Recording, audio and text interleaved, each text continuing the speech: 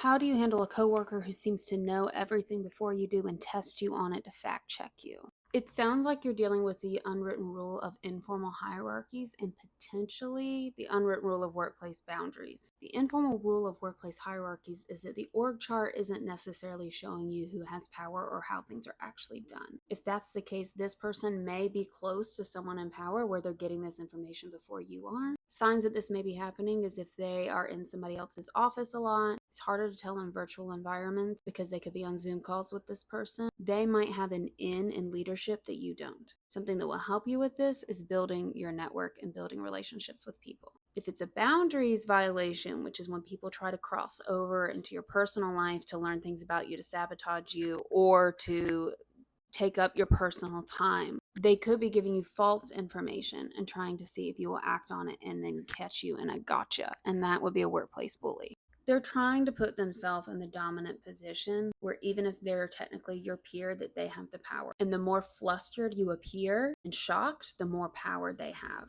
Personally, I have always approached things and that people only have power if we give it to them. You can't control if other people do, but building your own network and paying attention to who knows who and who actually makes decisions. Who are you supposed to ask for a review before something's submitted, even if they're on the org chart? Who's been there a really long time and seems to know a lot of the people. Those are people with informal power. But if this person is trying to get you to act on things that they know that you haven't heard elsewhere, I would encourage you to say that you're happy to support them in doing it because they might be setting you up.